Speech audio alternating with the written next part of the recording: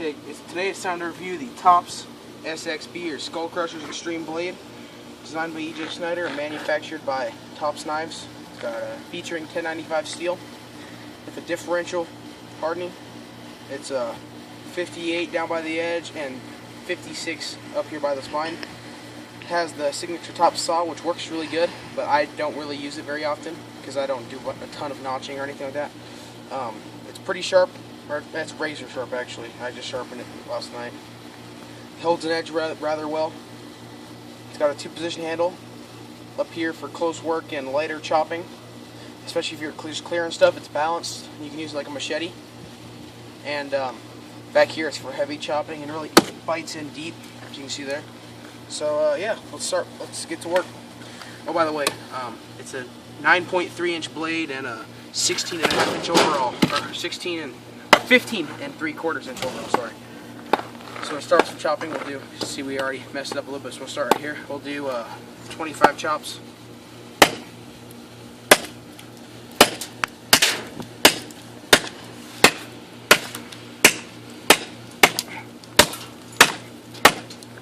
I'm hitting that little nub there. So we'll swing back a little further.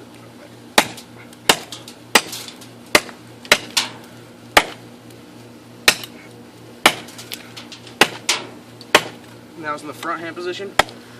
Now we're going to scoot our hand back right here, and you're going to see a ton more power come out of this knife. It's crazy the difference it makes. Actually, we'll roll it over. See there, it bit in about 1 inch total, and my aim was pretty bad, so roll it over to a good spot, and we'll let it eat.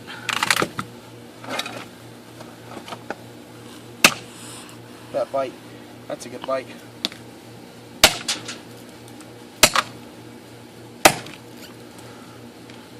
Handle's very comfortable.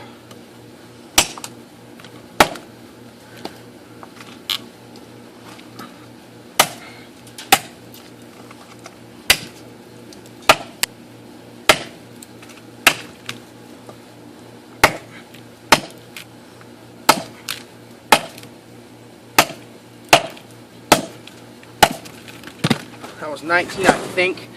I think I lost count, but either way, 19 chops, and that is very deep. That's almost 3 fingers deep. That's pretty good. So now we're going to do some batoning. Baton up this piece of juniper here we got here with my supersized baton, because right now I'm kind of short on wood, so use what I got, right? 2 hits. Heck, let's see if we can split it how Wingman 101 was doing in his review, like swinging down against the grain, or with the grain sideways. Choked back, blows wood apart. People say this knife doesn't work well, which I don't understand what they mean by that at all, because right now, as you can see, it's working well.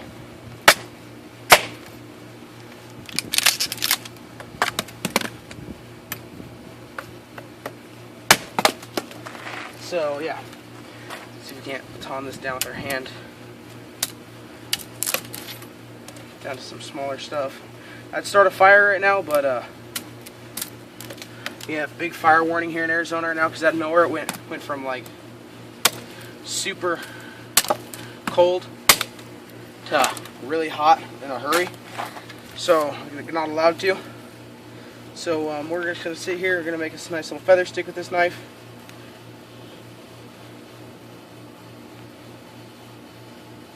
Now this juniper, this is a older piece. This is at least 2 years old. It's not rotten by any means.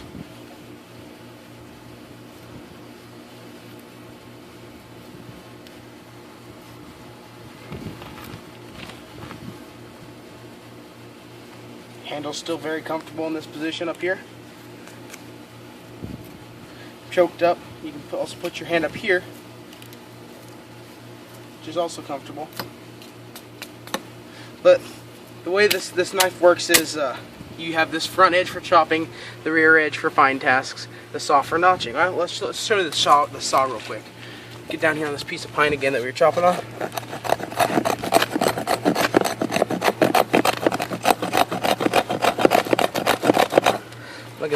pretty good square notch, not super deep. Especially if you're working with smaller pieces of wood, that'll work great on a little smaller piece of wood, especially if you actually make traps or something. And I've made a figure 4 with this before. This knife's just very versatile for how big it is. Light swing. I almost split it. If I can't get it to stand up. I broke my stump the other day trying to shoot this video, and then we had a big rainstorm come in and we had to call it quits. There we go. That's choked up on the forward position. Light swing. Let's choke back. I'm just going to flick my wrist to this. Look at that. It's literally just a wrist flick. Shooting chunks off and such. Look at that. That's good for any knife. Now we'll chop into this a couple times. This is a different wood. I'm not sure if this particular piece of juniper, it feels pretty soft, to be honest, compared to this pine, which this pine is just gnarly and like 50% fat wood, so it's hard and gnarly. So let's see how this chops on this, I guess.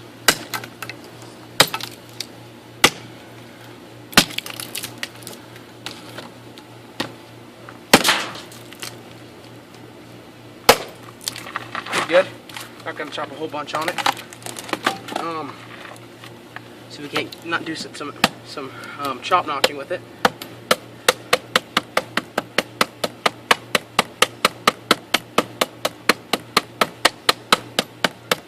Chop a notch real quick. I mean, if you really just need a big notch for a piece of rubber, somebody's come in here, choke back one swing, and then 45 over. You have a big notch if it didn't explode the wood like that. But this knife, for a lot of people, the big deal breaker for this knife is its weight. It is 26 ounces, which is 3 more ounces than the SE Unglas. It chops better than the SE Unglas. It batons better, and they sharpen the same. It honestly outperforms the SE Unglas in everything except for fine tasks, and they're about the same then, they tied. It outperforms the BK9, chopping, batoning, and they once again, they tie in fine tasks. They all do fine tasks about the same. You want to talk about a knife that can beat it in chopping? Jessica X, and they're very close. Jessica X will barely beat it in chopping once you figure out the technique for it. I had a little bit of like a pretty big learning curve with Jessica X figuring out how to use it right. This knife, I picked up out of the box, started using it, and I instantly understood why EJ designed it the way he did, and figured out how to use this knife rather fast. Now, I've put a lot of use on this knife. As you can see, I almost have no coating on the chopping portion, and it's almost all the way smooth across the entire knife. The coating that's really rough from tops. So, works great. So let's beat it up a little bit. We're gonna move spots, get to our demolition destruction stump, and we'll be right back. Okay, so here's our demo. Here's our like little destruction stump. It's it used to be an oak tree and it died. So what we're gonna do is we're gonna do some real extreme tip tests.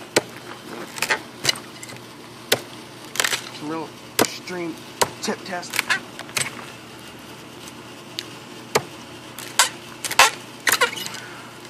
If that's not brutal, what is? Some lateral test.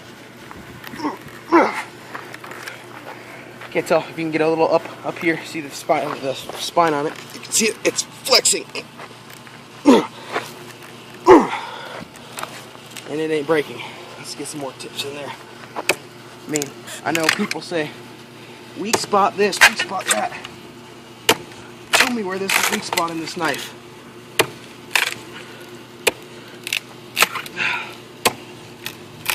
I mean, look at that. I'm literally just disintegrating this stump. And the reason this stump was so beat up when we got here is from me doing off-camera testing with this knife. I mean, I bent the tip of my BK9 doing this.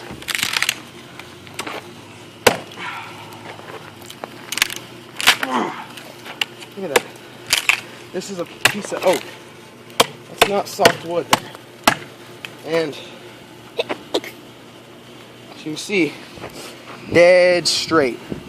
No bend, no nothing. Edge, still the same sharpness. Razor sharp. Any nicks, chinks, nothing. So, I mean, spine test. We'll whack the spine on this. See if the knife's just gonna snap on you. Side whacking the left side. That's not gonna break. It's 1/4 inch thick 1095, properly heat treated 1095. Which 1095 is one of those knives so you can get bad eggs in the batch. And this one definitely not a bad egg. It ain't bending. It ain't doing nothing. You're not gonna break this knife. That's just my 2 cents on it. You're not breaking it. I'm sorry. It just ain't happening. So that's the Skull Crusher Extreme Blade. It's an absolute monster. So, say we got a few more minutes we can do on this video. So I say we head back over there, chop some more crap up. See you then. All right, so let's beat this log up some more. I mean, I love chop with this knife just because it's so comfortable in the hand and it works so well and it's balanced right to where you don't get tired. So we'll just chop some more stuff up, I mean, just to prove that it feels good.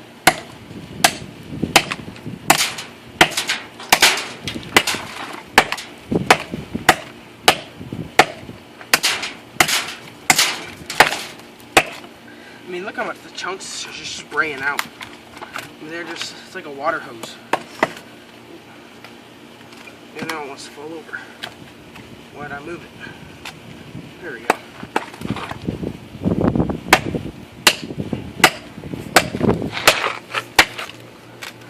Deflection. That was me.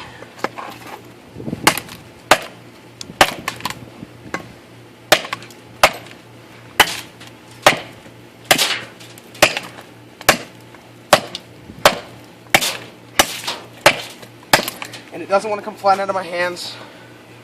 It's really sticking. I'm chopping back here, and it's not going anywhere.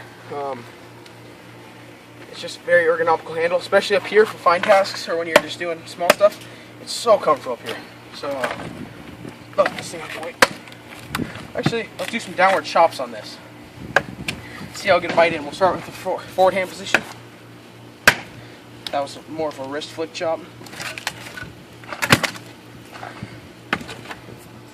Another wrist flick chop. Let's get that one now. There's one that I actually put some power to. Look, it's biting all the way up almost to the Skull Crusher symbol. Now let's slide our hand back. Get some real power on it. This like doubles the power. Like, this is the same difference you get in Just X sliding your hand back. It's crazy. Oop, hit a little too far back on the blade. My fault. Biting in super deep. Super deep. Look at that. Super deep. I mean, this works good. So, there'll be some feedback down below. Tell me how I'm doing. Tell me what I need to do different on my videos. Tell me how you feel about this blade. This is my baby. This is my #1 go-to knife. Over all my other knives I have like 25 knives, 30 knives. And this is my go-to. And my sheath, the sheath for it is garbage. Don't keep the stock sheath on almost any knife these days. They're almost all garbage. But I just got a TIE Tactical Kydex sheath, black overlaid camo with a tech lock, and that should be here in the next week. So I'll let you know when I get that. So if there's any questions you guys have about this knife, anything especially you would like to see me do with it, comment down below, and thank you guys for watching. Have a good one.